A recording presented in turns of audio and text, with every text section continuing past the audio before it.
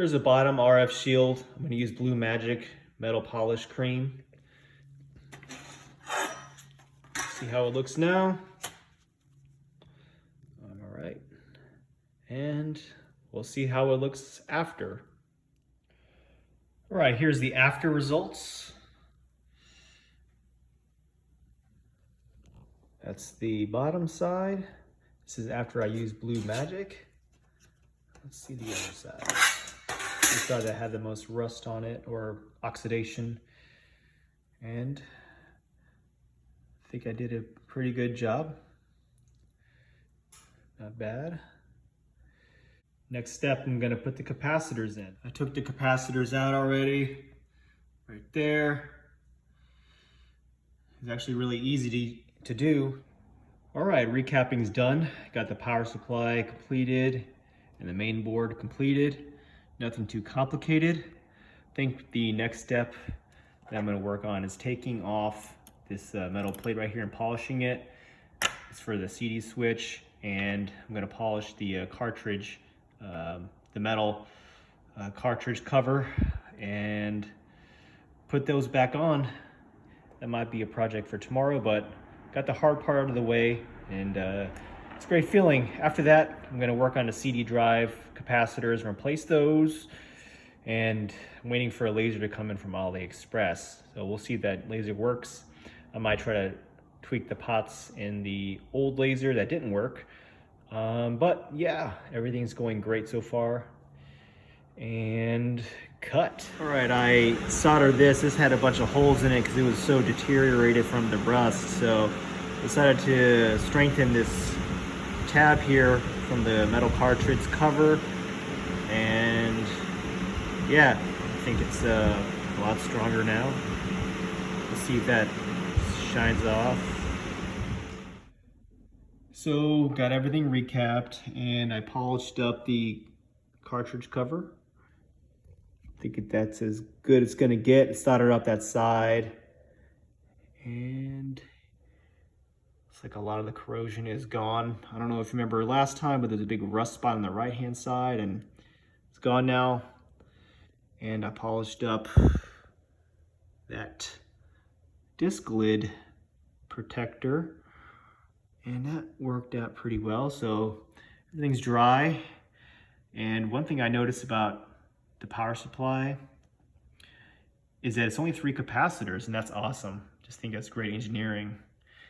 Next up is going to be the CD drive right here. 1, 2, 3, 4, 5, 6, about 6 capacitors here. These ones might be a little more challenging to remove, but we'll see. All right, so I'm gonna add some thermal paste. I'm using this Corsair X-Ray Tango mic 5.0 on this voltage regulator. So I'm gonna pull that back a little bit more, add some, and screw it back in. This should help with the heating. All right, so here's all the capacitors. I don't know how many there are, but I tried to collect the majority of them. I don't think these are even all of them, but yeah, wow. All right, we're almost at the finish line. I had some cracked screw posts here that I put this JB Weld on, this epoxy, because the screws were so rusted that it actually split the screw post. So I'm gonna let that dry for a couple days, maybe just one day, we'll see. And I'm going to use this Meguiar's Plastex on here to remove some of the scratches. I kind of rushed it in the first video just to get it all back together. I used Magic Eraser, and that took out a majority of it, but I want to make this look a little nicer with this Plastex, and I had good results on previous consoles before. But almost at the finish line, and I'm just waiting on the disk drive to get done drying. I air dried it as well, gave it a little alcohol bath, but there are the new capacitors on here, and that went wells, and yeah, almost done. All right, so it's finally over. Gonna piece it back together now. Put the metal shield RF plate back in. Got the crispy clean recapped motherboard back in. Okay, got the top shield in, the power supply, and also I put this little screw 3D printed material here I got from Stone Age Gamer.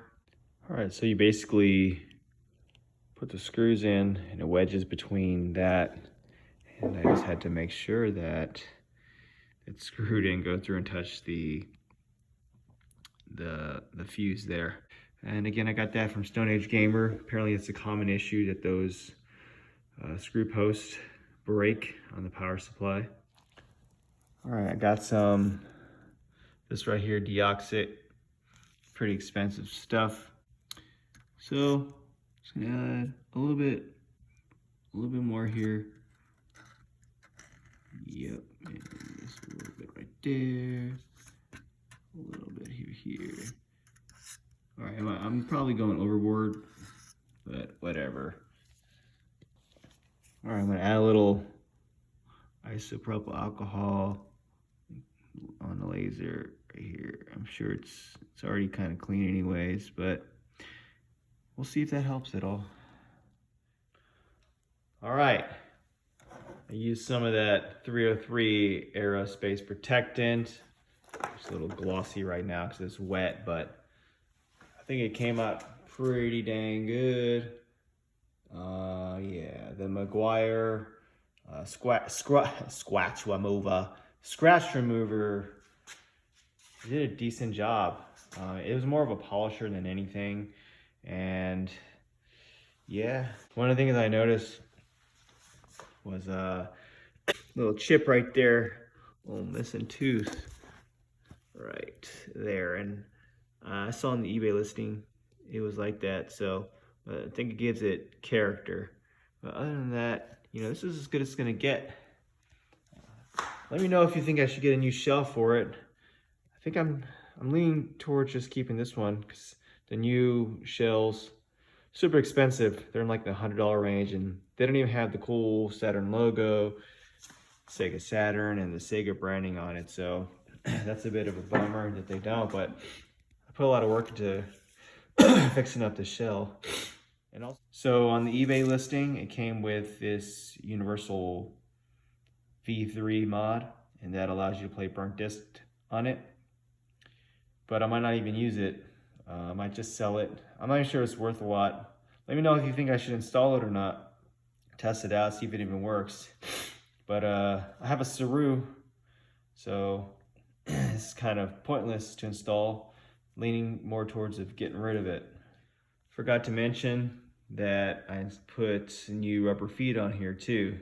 The old ones are pretty gross.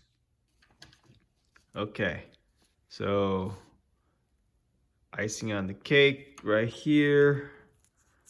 Let me get that in frame. Get in there, boy. Yeah. All right. All right, now to see if it's gonna work. Do I think it is? You damn right I do. Confidence, bro. Put all the screws back in too, so just confidence, bro. But yeah, I'm just admiring the aesthetics of this console and how good it turned out inside and out.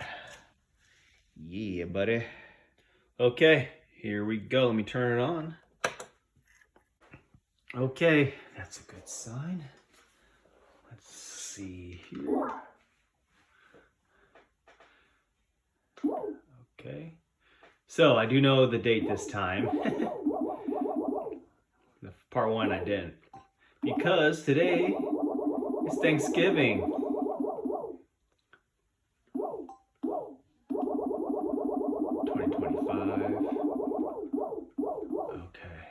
I'm gonna see if a CD works. All right, so I did tweak the potentiometer and it's still not doing it. So looks like I gotta wait on that AliExpress laser to come in. Oh wait, what? Okay, that didn't happen before. Okay, let's see if this, oh, what did I just do? Oh, so, see if it'll play. That's super surprising. Oh, whoa, did not expect that. That is awesome. And just for additional troubleshooting, put the Killer Cuts CD in there. See if that reads. So my only thing is I got that AliExpress laser on order, and I'm probably gonna sell that on eBay. Or what do you think, I should keep it or sell it? I might keep it just in case, but I don't even know if that one's gonna work. But let's play this one. It's working. Looks like it's gonna work this time. Oh yeah. That's right. Nice. So I got my screw here. Gently tap it in there. Good, secured. So my theory on the CD drive and how I got it working, I think the recap helped it. And I think that adjusting the potentiometer gave that little extra kick as well. So that was a nice, pleasant surprise that I got that working. Happy about that. Not that I'm gonna use it too much, but it's just, whoever owned it last and tried to repair it last, they didn't remove the solder blob. I think that was the biggest issue why it wasn't working in the first place. So, but cool, let's test out the Saru. I knocked off all the rust and oxidation on the cartridge pins and all that. It's actually pretty badly rusted on the right-hand side.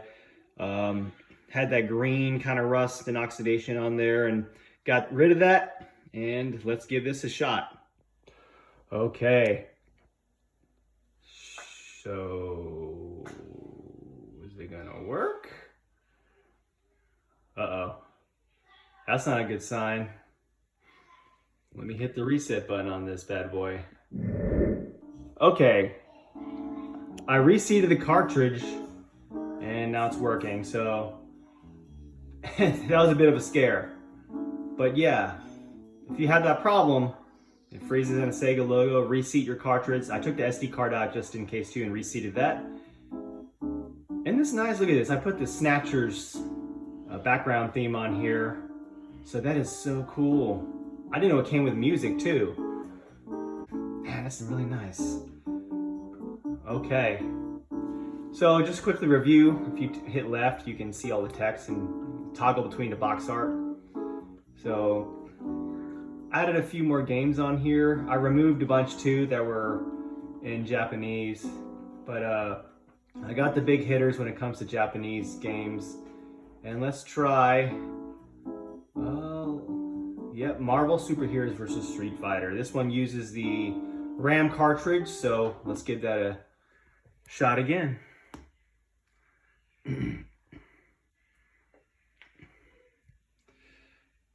Okay. All right, just pushed A on there. Skip that. Didn't know what that says. Can't read that obviously. Okay. Working so far.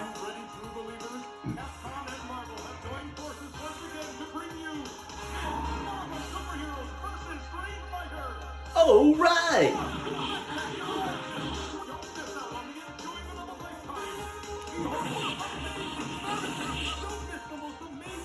Looking good.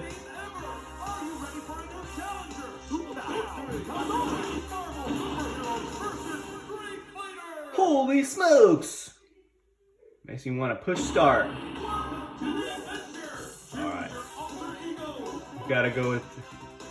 Oof! Oosh. Obviously I can't play this while recording, but everything is working so far. So far so good.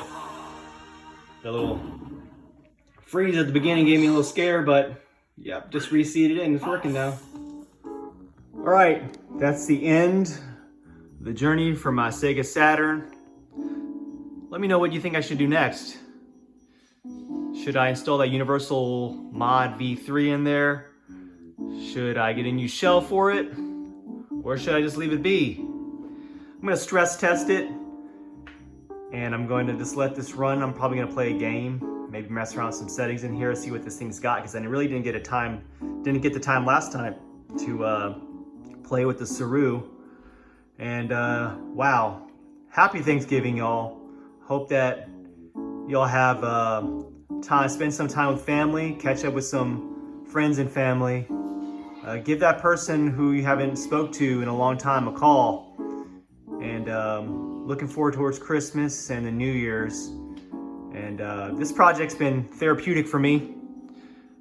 Got to work on refining my soldering skills, and it's been about